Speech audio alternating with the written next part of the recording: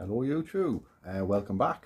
So it's a couple of days after Donington now. It's the Tuesday after, and I'm back in the garage. We're going to start the Post Donington checks, shall we say, in anticipation for Speedfest in less than 4 weeks, 25 days I think it is. I saw on Facebook now. So for the old Speedfest at Brands.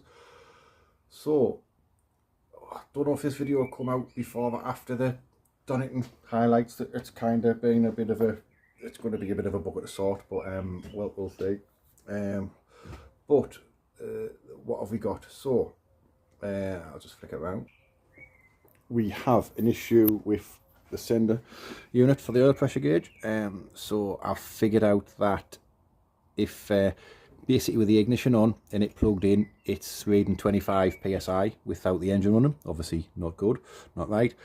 If I short it out, the gauge goes straight to full like it should, and if you take it off, it goes straight to zero. So it's not the gauge being diagnosed as the sender unit, so we need an altimeter sender unit.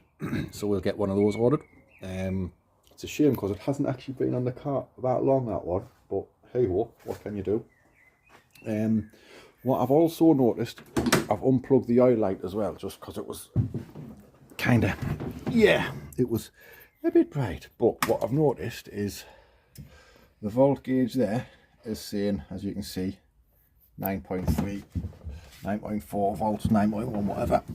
So I've just been speaking to my good friend and sponsor Justin of Northeast Tow Bars and Accessories, who's taught us through a few things. And if we come here, so we've got the voltmeter set up on there, and if we turn that on, the battery actually, excuse me, the battery actually has 12.5, while the gauge says 8.9. Where's the 3.5 volts going? So is it the gauge that's knackered? We were thinking, because it was kind of dropping like a stone earlier, and obviously it's gone down half a volt or something in the time I've been talking to you there. So we were wondering what the hell was happening. Could it be a duff battery or what? But so fuel pump 1 on, obviously drops a little bit more. Fuel pump 2 on, and then we'll go for the start up, and then we'll make sure that it's wet.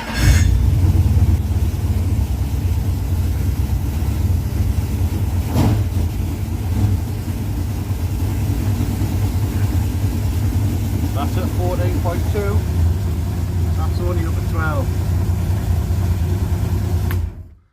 So, there's obviously an issue there somewhere. So there's back down, it's 8.9 again, and that's it now, 13. Dropping quite rapidly, but things are switched on, and I don't know, to be fair, what's meant to go. So, I'm wondering, that battery has been on a little while, so we might just change that just out to belts and braces mode. I also think I'm going to change this, because as you can see, that's kind of the multimeter's hammering out at about 12.7, going down but slowly. This is obviously dropping not right, so there's something amiss here. But what else are we going to do? DL1 data logger along with this, whatever this bit is. To be fair, since we stopped racing the TVRs, I've never used it, so it's coming out. So that will be going for sale if anybody's interested in a one, complete with memory card, everything else there. Comment, let me know. It will, like I say, will be for sale. We'll just knock it all off now. So that's showing 12.68. So I don't think there's anything the matter with the battery, but I'm going to put a battery on for belts and braces just in case, because it's not really going to hurt it, is it? So might as well. So yes, this is coming out just because it's pointless kind of being on if it's not used. The cameras are away at Wired GoPro Man. Tom's going to repair them because I don't know what's going on. Basically, I press this little button here, press it, that little light there goes blue to say that they're on. One was coming on, one isn't. And what was then happening is, on the front one that was coming on, it seems to be kind of flicking from video mode to camera mode by itself, and then switching itself off randomly. The rear one just isn't switching on at all until we come back in after the thing, and you press that again to switch the cameras off, and then the front one would switch off and the rear one would switch on. Oh yeah, whatever. So hopefully they'll be fixed soon, and have them back in time for Speedfest. I'm also going to, I think, put a battery powered one. I might kind of mount it upside down here or something, you know, just so that we've got a bit of a backup. Because in the Donington edit, when I've got cameras, when it's went into the camera mode and taking photographs, I can kind of put a little bit things in, but I'm not that good at editing stuff, as you can probably tell watching all my videos. So yeah, so we're going to do that as well. Hopefully get them back and get them sorted. Brake discs, obviously the new brakes are all on, so the brakes will need bleeding right through.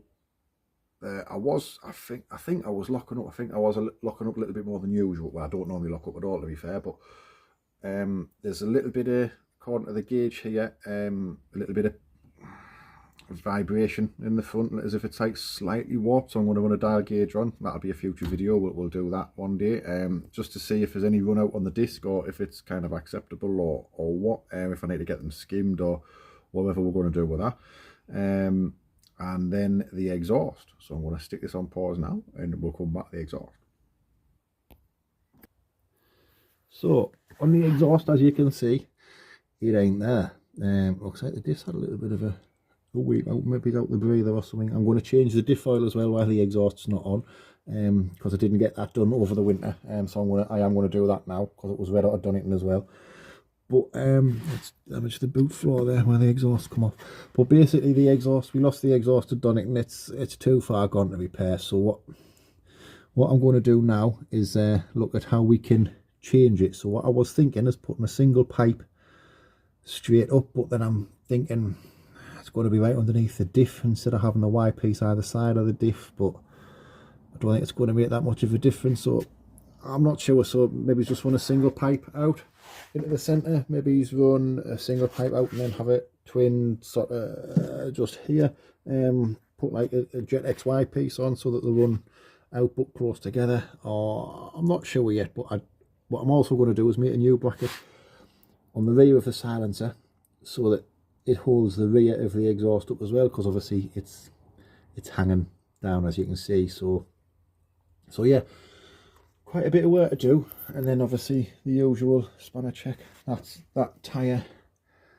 So it should be like, can you see there? I do think that the driver's side rear possibly has a slow puncture, so we'll get that checked out as well. Hopefully just leaking out the rim, but yeah, we shall see. But yeah, so just thought I'd give you a quick rundown of give you a quick rundown of what we're going to be doing, what I'm kind of doing tonight. So it's basically, tonight is Operation Shopping List, more bloody money. Anybody wants to sponsor us, in the comments, let me know and get in touch, because they'd be greatly appreciated. So like I say, it's going to be sender unit, exhaust, voltage meter, battery, and whatever else we come across. But excuse me, I'm not really going to edit this one. I'm just going to kind of put it on straight as is. So it's, what's that, 9 minutes ish long. But yeah, so I'm just going to pretty much upload this one straight from my phone, just to give you guys a bit of an indication as to what's going on. Although I'm not making a video, I am still working on the car. So yeah, thanks for watching, guys. All the best. Please remember to like, share, subscribe. It will be wherever, on one side or the other. Please subscribe, please comment if you have any ideas of what might be causing little electrical gremlins and things like that. Is it just the voltmeter? Could there be something else? Who knows? But yeah, till the next one. All the best, guys. Thank you.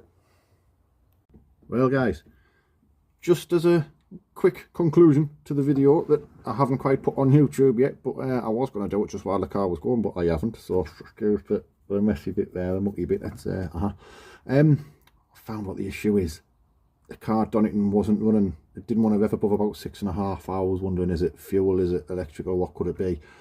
Turns out the reason that the gauge wasn't working properly is, so the gauge was reading like 25 psi on with just the ignition on. And the issue is, I'll stick the light on so you can see.